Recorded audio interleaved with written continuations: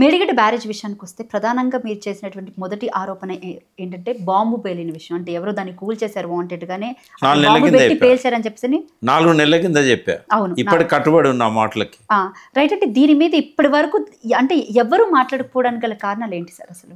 అంటే బీఆర్ఎస్ తరఫున ప్రవీణ్ కుమార్ గారు మాట్లాడారు.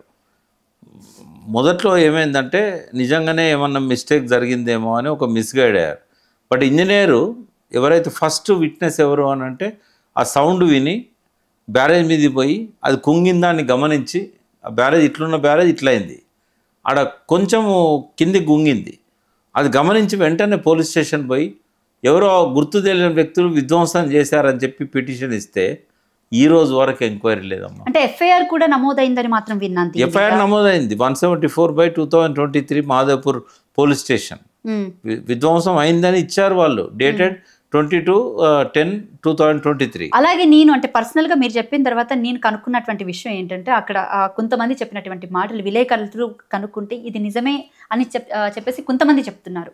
ఆ టైంలో నిజంగానే శబ్దం వచ్చింది, నిజంగానే అంటే పోలీస్ స్టేషన్కి వెళ్ళడం కూడా జరిగిందని చెప్పేసి కొంతమంది గ్రామస్తులే చెప్పినటువంటి మాటలు కూడా. ఇప్పుడు నిన్న ఎవరో ఒక అతను చెంప మీద కొట్టిండు, నువ్వు పోలీస్ స్టేషన్ పోయి దరఖాస్తు పెట్టినావు, ఏళ్ళ కొద్ది పెండింగ్ ఉంటుంది అమ్మా. అది ఫస్ట్ ఇది ఒక వ్యక్తి విషయం.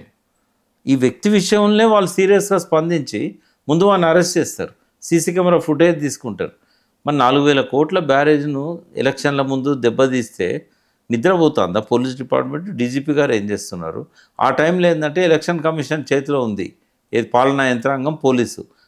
అక్టోబర్ 9 నాడు షెడ్యూల్ వచ్చింది, ఎలక్షన్ షెడ్యూల్ రాగానే రెవెన్యూ పోలీస్ అంతా కూడా వీళ్ళ చేతిలో ఉండదు, ఎలక్షన్ కమిషన్ చేతిలో ఉంటుంది.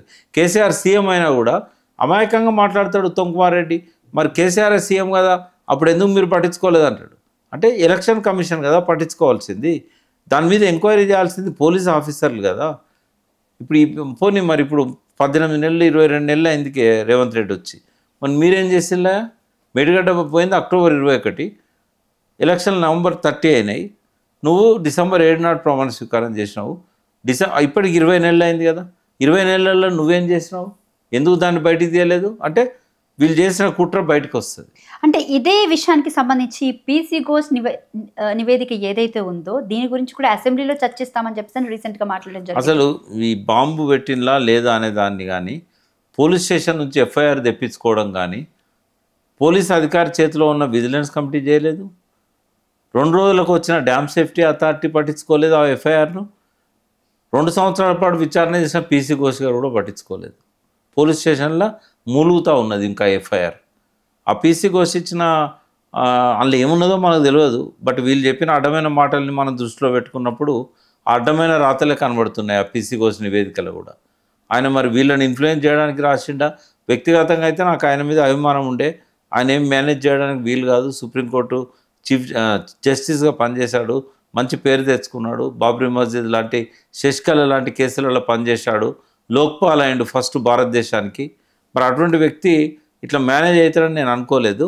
బట్ ఆయన మేనేజ్ అయ్యిందా లేకుంటే ఆయన దాన్ని అర్థం చేసుకోలేదా, సరిగా పరిశీలించలేదా, లేదా రిపోర్ట్స్ను అధ్యయనం చేయలేదా, విట్నెస్లు చెప్పిన దాని ప్రకారమే ఎందుకు కొట్టుకపోయిండు, ఈ అన్ని విట్నెస్ల గురించి ఆయన ఎందుకు ఆలోచించలేదు, నేను అండర్లైన్ చేసి ఇచ్చినవి కూడా ఆయన పరిగణలోకి తీసుకోలేదు, కేసీఆర్ గారికి తీసుకోలేదు, హరీష్ రావు గారి స్టేట్మెంట్ తీసుకోలేదు, ఈటెల రాజేందర్ తీసుకోలేదు.